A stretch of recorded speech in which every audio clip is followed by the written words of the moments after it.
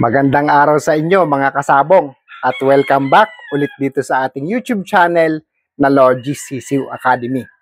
So, pag-usapan natin sa video episode na to, ang katatapos lang na World Slasher Cup Part 2.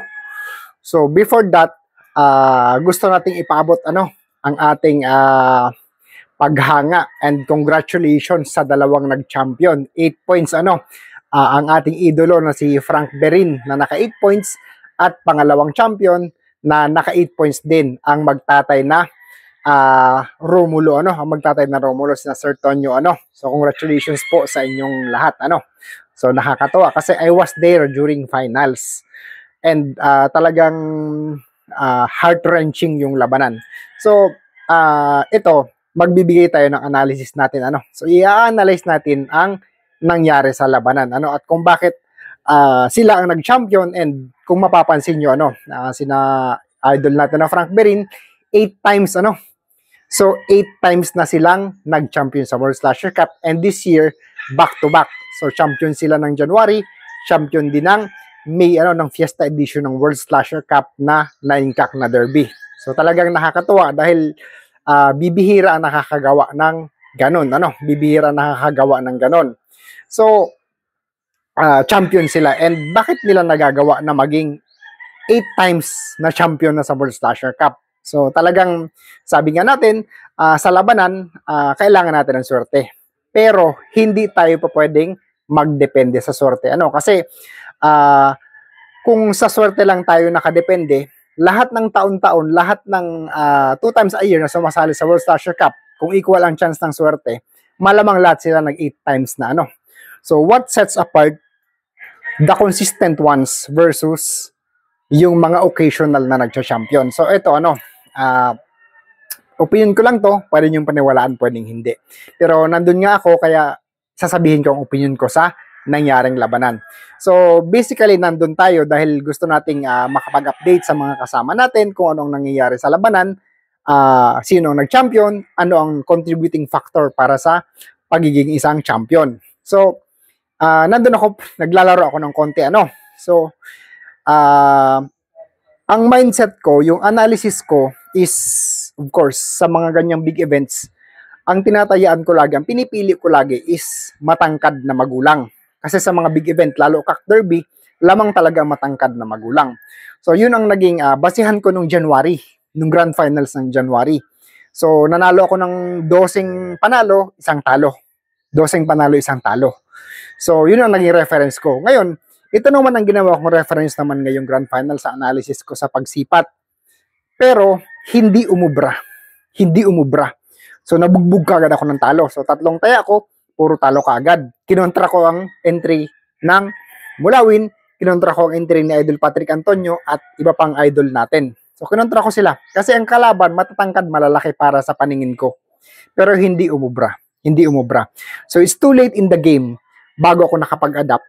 Pero somehow, nakapag-uwi pa rin ako kahit paano ng 30. So, kahit paano, bawi ko na yung gate, bawi ng gastos, nakapag-uwi pa rin ako ng 30. So, effective pa rin ang sipat. Nung bandang huli, nag-adapt na ako sa bagong nakikita kong sistema. So, ngayon, ano ang mga nananalong manok? Bakit nag-champion? Bakit nag-champion sila? So, itong grand finals, napansin ko, since dulo na to ng cock season, patapos na ang cock season.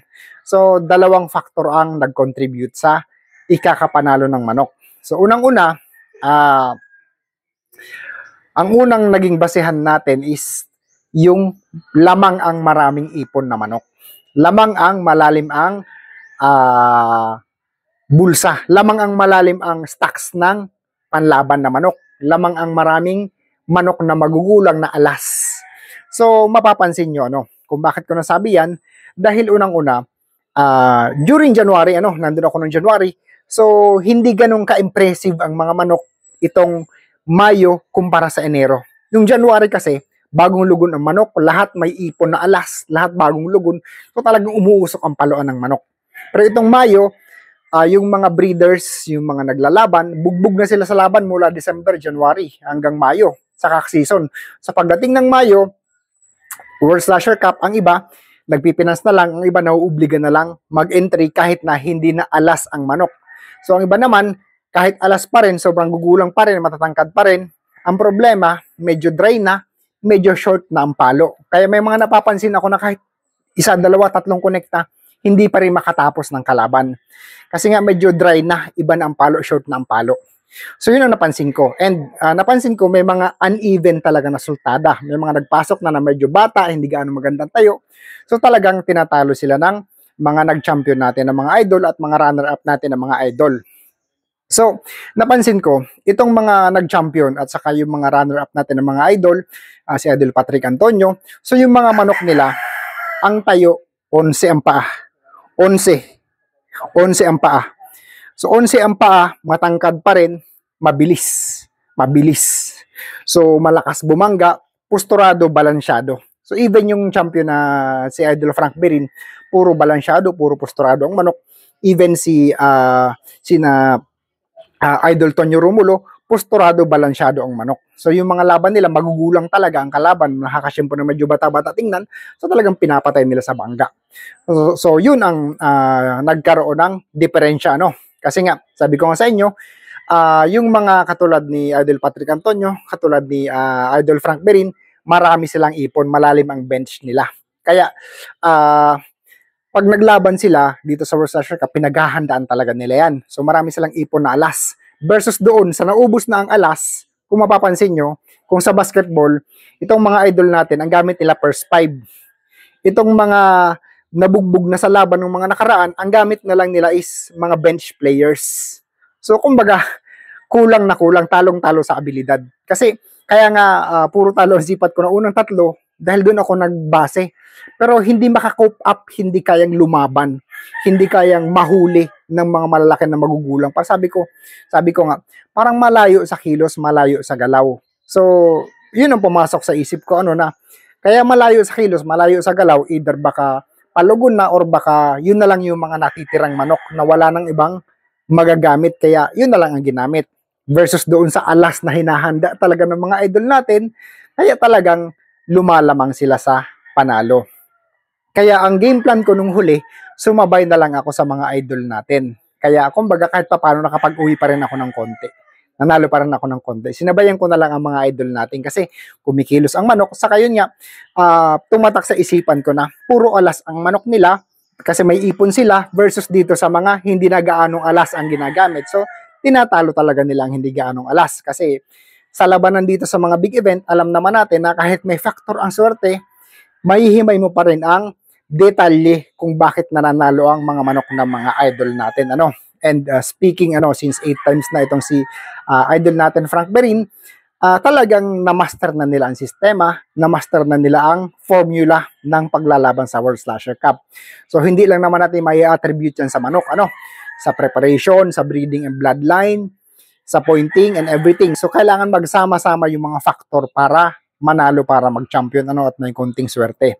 So sa bloodline naman so very notable ang kilos ng mga manok ni na Idol Frank Berin.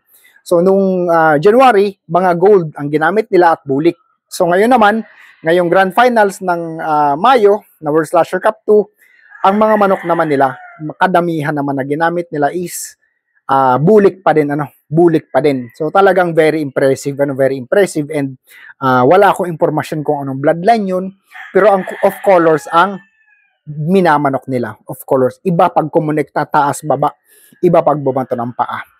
Nakakatakot yung cutting pag tumama, ika nga. Tapos since sabahan pa ng magandang balanse, magandang katawan, magandang edad, kaya talagang kumbaga ready sila sa ganun kabigat na level ng competition. So marami namang sumali, may mga runner-up din tayo, mga kaibigan, mga idol, talagang ganun pa rin ang pinapakita ng manok. Pero yun lang ang napansin ko, dito sa World Slasher Cup Part 2, kung maglalaro ka, magsisipat ka, magtatrabisiya ka, so talagang dito, lamang ang mas marami ang may ipon na manok at lamang ang mas maraming manok na nakaprepara versus doon sa napakadaming laban na nabubugbog na. At mapapansin nyo, kung nandun kayo nung Enero, super impressive ng mga manok. Kaya talagang gagana yung sipat natin na magulang sa kamatangkad. Pero itong Part 2, World Slasher Cup Part 2, ang gumagana dito yung mas maraming ipon na magagaling, mas maraming ipon na alas na manok. Kasi nailabas na halos lahat ng karamihan ng alas nila. So magbanggaan ng alas versus hindi alas, medyo lamang talaga yung mas maraming alas ang ipon. So sa tingin ko, yun ang nag-contribute sa ikakapanalo at saka sa ikaka-champion ng mga nag-champion at naging runner-up sa event na to. So yun lang guys, I hope may natutunan kayo sa video episode natin na to. Maraming salamat sa inyong lahat and congratulations again sa idol natin na si Frank Berin and company as well as Tonyo Romulo and company. So maraming salamat sa inyo guys.